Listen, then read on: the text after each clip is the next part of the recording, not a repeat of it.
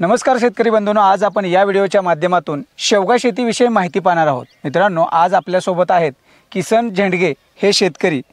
त्यांचं गाव आहे हिंगणी, तालुका मोहोळ, जिल्हा सोलापूर। मित्रांनो, हे गेली 10 वर्ष शेवगा शेती करत आहेत। विशेष म्हणजे हे शेवगा शेती करत वेगवेगळे प्रयोगही करत आहेत। तसेच शेवगा शेतीमधूनच त्यांनी बियाणे सुद्धा तयार केलेले आहे। ते बियाणे म्हणजे ज्या झाडांना चांगल्या पद्धतीच्या शेंगा येतात अशा शेंगा निवडूनच त्यांनी बियाणे तयार केलेले आहे। खरं तर पाहिलं तर आपण शेवगा शेतीमध्ये मोठ्या प्रमाणात व्हेरिएशन्स असतात, कारण प्रत्येक झाड वेगवेगळं असतं आणि त्याच्या शेंगाही वेगळ्या असतात। पण यांनी वेचीव पद्धतीने तसं मादी झाडाचं बियाणं तयार केलेलं आहे आणि त्याचा प्लॉट हा तयार केलेला आहे।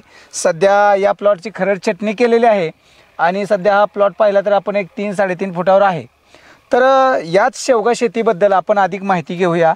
लागवड कशी करावी, कोणत्या महिन्यात करावी, त्याचं मार्केट कसं चालतं आणि योग्य टायमिंग कसं असतं, सेटिंग कशी घ्यावी याबद्दल सविस्तर माहिती। नमस्कार। नमस्कार। आपला परिचय?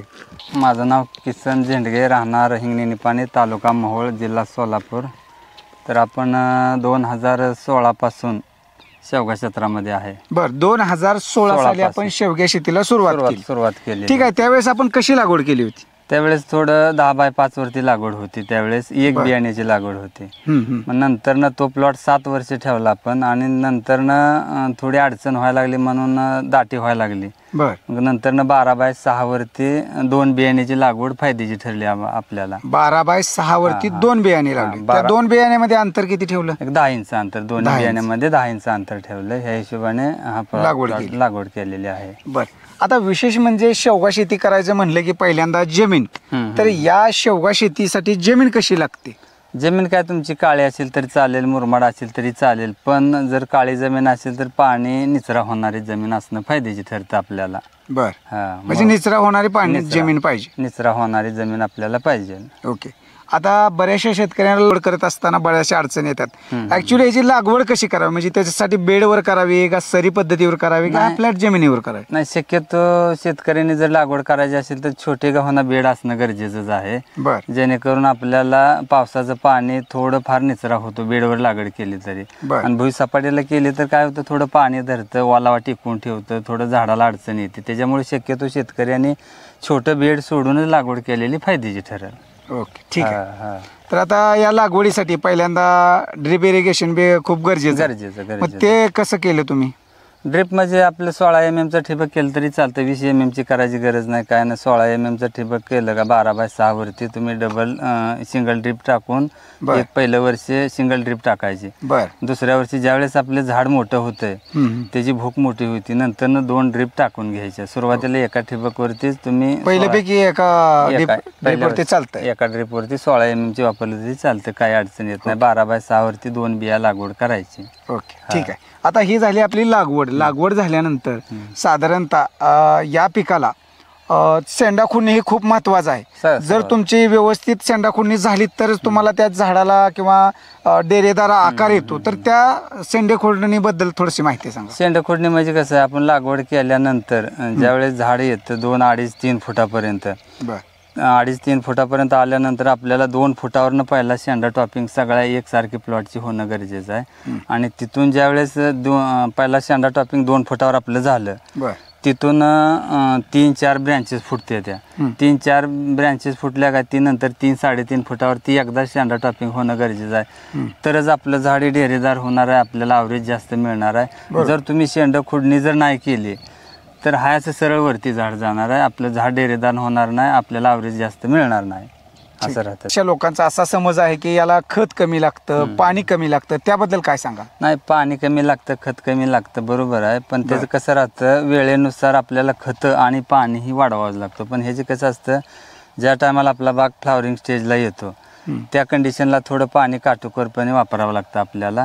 जर पाण्याचं प्रमाण वाढलं तर सेटिंगला अडचण येते, कळी निघायला अडचण येते। त्याच्यामुळे तेवढ्या टायमिंगमध्ये पाण्याचं नियोजन अॅक्युरेट ठेवणं गरजेचं आहे फ्लावरिंगच्या अवस्थेमध्ये. खत व्यवस्थापनामध्ये साधारणतः लागवड करते वेळी ऍक्च्युली ज्यावेळेस आपण बियाणं टोचणार आहे त्यावेळेस कोणकोणती खते द्यायची किंवा ते 1 महिन्यापर्यंत काय त्याचं नियोजन राहतं? नाही, सुरुवातीला फक्त तुमची जमीन चालू असेल तर डायरेक्टली बियाणं लावून घ्यायचं आहे. बरं. बियाणं लावून घेतल्यानंतर सुरुवातीला काय शेणखत किंवा रासायनिक खताची काय आवश्यकता नाही आपल्याला. डायरेक्टली बियाणं लागवून घ्यायचं. बियाणं लावल्यापासून 21 ते 22व्या दिवशी आपल्याला ह्युमिक ऍसिडची ड्रिचिंग करायची आहे. ह्युमिक ऍसिडची ड्रिचिंग करून घ्यायची आहे. नंतर काय वॉटर सोल्युबल डोस झाडाची कंडिशन पाहून आपल्याला ते शेड्यूल पुढे चालू ठेवावं लागतं. असं राहतं त्याचं. ठीक आहे. आता हे झालं, हे झाड साधारणतः लागवड केल्यानंतर किती दिवसांनी याला कळी येते? आता ही आपली व्हरायटी आहे का, मादी झाडाचं बियाणं तयार करून आपण प्लॉट लागवड केलेला ही जे आहे ते स्वतः. पहिला जो माझा 7 वर्षाचा जुना प्लॉट होता त्याच्यामध्ये जी काय मादी झाडं होतं त्याचं बियाणं आपण तयार करून नंतर पुन्हा हे प्लॉट लागवड केलेलं आहे आपण. त्याच्यामुळं ही जी व्हरायटी आहे आपली, बियाणं लावल्यापासून तुम्हाला 3.5 ते 4 महिन्यात फुलकळी दाखवणार आणि 6.5 ते 7 महिन्यात माल हार्वेस्टिंगलाच येणार ह्याचा. असं राहतं त्याचं. पहिल्या वर्षी साधारणतः एका झाडापासून किती माल मिळतो? पहिल्या वर्षी सुरुवातीला वय कमी असतं, झाड छोटं असतं आपलं. आपण माल ह्याचा घेणार आहे 7च महिन्यात चालू करणार आहे. त्याच्यामुळे सुरुवातीला 7 किलो ते 15 किलो पतूर एका झाडाला माल निघतो. जसं जसं झाड मोठं होईल तसं मालाचं वाढत 2 वर्षाचं 3 वर्षाचं ज्या टायमाला झाड होईल त्या टायमाला मग 40-45 किलो एका झाडावरती माल तयार होतो.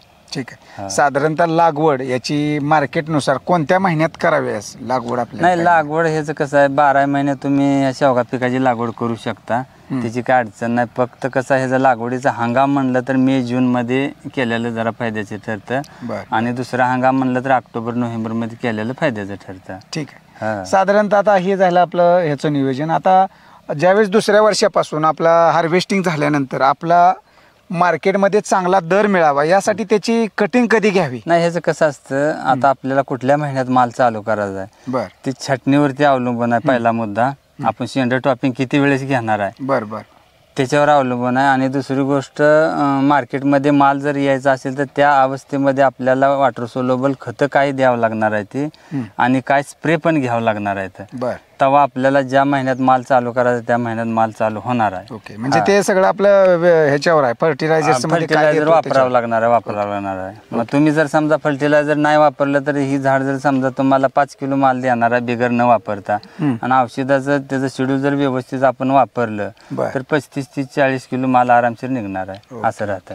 साधारणतः एकरामधून किती उत्पन्न म्हणजे किती किलोचं उत्पन्न मिळू शकतं? एकरी 13-12 टन आरामशीर एकरी मिळतो. सरासरी दर किती मिळतो सध्या याला? सरासरी 45-50 रुपये. आता तसा हायेस्ट दर ह्या वर्षी आम्ही 130 रुपये किलोचा घेतलाय आणि कमीत कमीचा 32 रुपये किलोचा रेट घेतलेला आहे. सरासरी काढले तर 40-45 रुपये दर आपण जर सरासरी काढली तर एकरी 4-4.5 लाख रुपये आरामशीर होते त्याचे. ठीक आहे. म्हणजे सरासरी 4 लाखापर्यंत उत्पन्न मिळतं एकरी सरासरी. आता यामध्ये खर्च किती होतो टोटल आपल्याला? लेबर असेल किंवा आता आपला वॉटर सोल्युबलचा खर्च, फवारणीचा खर्च, लेबरचा खर्च काय असेल ते इतर किरकोळ खर्च म्हणून एक 25-30 हजार रुपये खर्च आपल्याला एकरी होतो.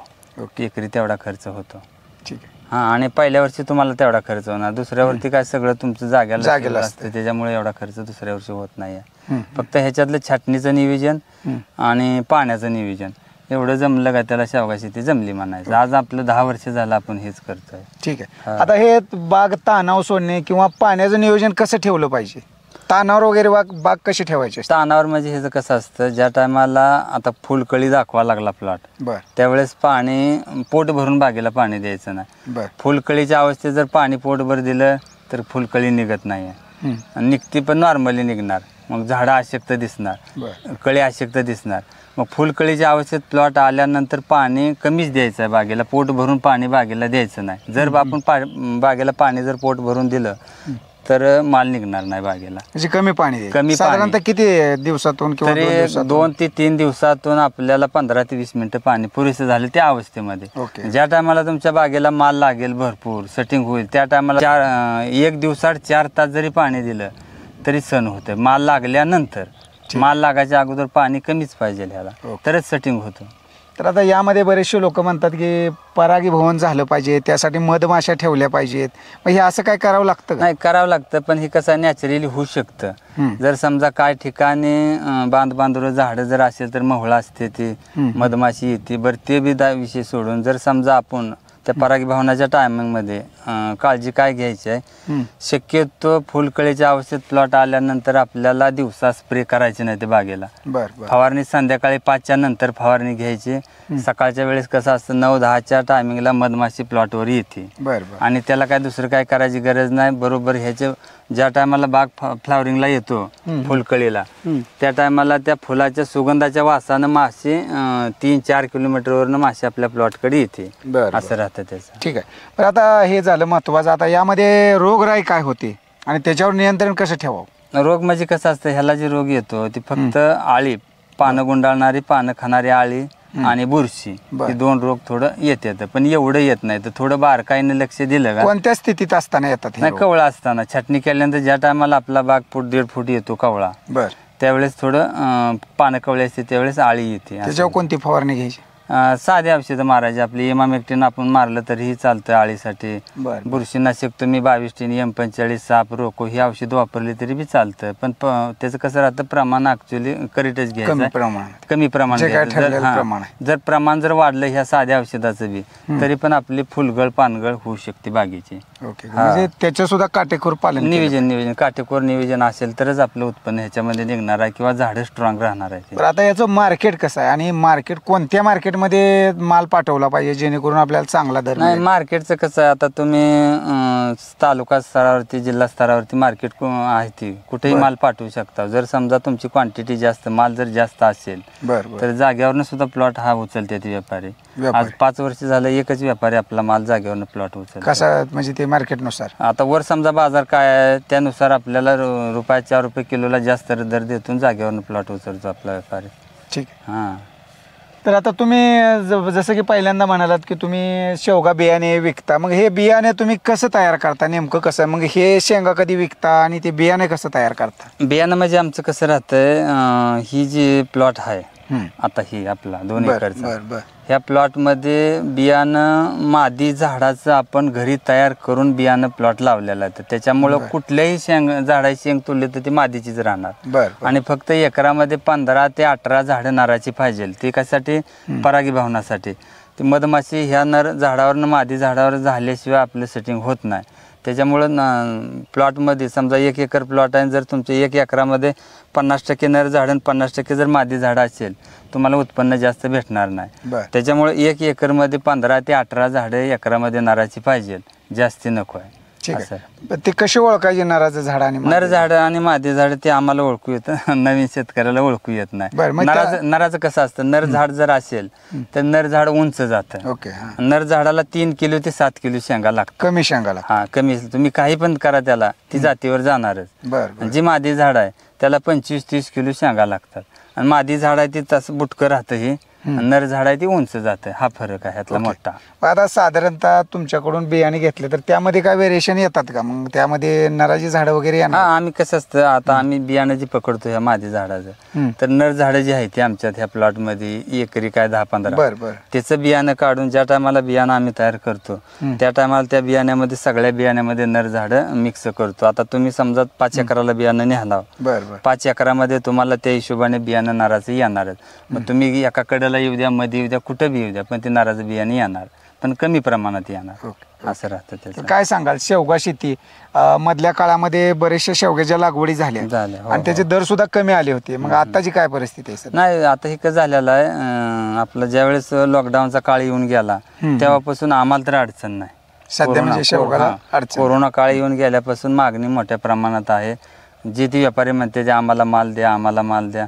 मग झाले कसं, ह्याचं क्षेत्र कमी आहे आता चालूला, त्याच्यामुळे मागणी जास्त आहे. सध्या दिल्ली मार्केटला वगैरे माल जातो का आपल्यात? नाही, इकडे चेन्नईला आपला चेन्नईला माल जातो. आपला जे व्यापारी आहे जागेवरनं चेन्नईवाला त्याला जागेवर देतो, चेन्नईवाला घेऊन जातो माल जागेवर. या ठिकाणी जर फुटवे, मला या फुटव्याबद्दल सांगा, तुम्ही खरड छाटणी केल्यानंतर किती फुटवे ठेवायचे असतात?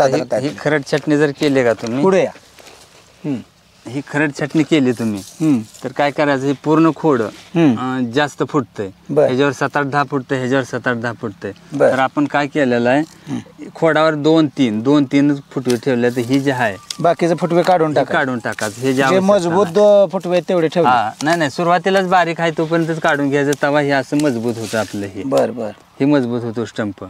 जर तुम्ही सगळं फुटल्या जर ठेवलं का फायदा नाही होणार त्याचा. फक्त 2 फुटवे ठेवायचे. हा 2 ज्यावेळेस नंतरचे पुन्हा काही वर्षानंतर तुम्ही खरड छटणी करणार त्यावेळेस कुठून करणार? नाही आता कसं आहे, आता हे 3ऱ्या वर्षाचा बाग आहे आमचा, त्यामुळे आम्ही खालून खरड छटणी घेतलेलं आहे. आता इथून पुढे 2-4 वर्षाची काय आम्ही बाग चालवणार, इथून 3 फुटावरनं छटणी करायची, 3 फुटावरनं कट करायचं. आता हे काही आज किती दिवस झाले, 55-56 दिवस झाले प्लॉटला छटणी करून. हे काही दिसले का कळी निघाली, कळी बरोबर आताच कळी निघाले. अजून एक दुसरा स्टॉप होणार आहे, 3ऱ्या टॉपिंगला कळी असते. ठीक आहे. तर पहिल्या स्टॉप आता तुम्ही पाण्याचे एवढे डबल ड्रिपर टाकलाय, मग हे एका ड्रिपरवर भागत नाही काय? लॅटरलवर भागतंय, पण हे झालेलं काय, आपलं बाग जुना बाग आहे, झाडं मोठी आहे, ती मुळ्या वगैरे मुळ्या सगळ्या रानात मुळे असते, त्या पाणी पोटभर पाहिजेलच आपल्याला, तेव्हाच मालाची साईज होती. सुरुवातीचं पहिल्या वर्षी जर लागवड केली तर 1 ठिबकवरती चालतं, काय अडचण येत नाही त्याला. ठीक आहे. तर शेतकरी बंधूंनो पाहू शकता, सुंदर अशी बाग आहे. तर या प्रकारे नियोजन केलेले आहे यांनी. आता याचं तणावरचं थोडंसं सांगा ना, तुमच्या तणी म्हणजे पूर्ण जळालेलं दिसतंय, मग हे तणनाशक कोणतं मारलंय? जळालेलं म्हणजे ह्याचं कसं आहे, आता आज 10 वर्षाचा अनुभव आमचा. तुम्ही जर कृषी दुकानदाराकडे जर गेलात, बाबा असं शेवगा तणनाशक असं वापरायचं आहे, कोणी देणार नाही तुम्हाला, का तर सर्वात सेन्सिटिव्ह पीक शेवगा. हा, त्याच्यामुळं देणार नाही, चालत नाही, किंवा शेवग्यामध्ये तणनाशक नाही म्हणणार. पण आम्ही काय करतो, आमच्या जबाबदारीवर आम्ही प्रयोग घेतलेले आहेत. प्रयोग म्हणजे एक वर्ष आम्ही हे औषधं मारण्यात बागा फेल घालवले, त्या थोडक्यात एकच अनुभव आम्ही घेतलेला आहे.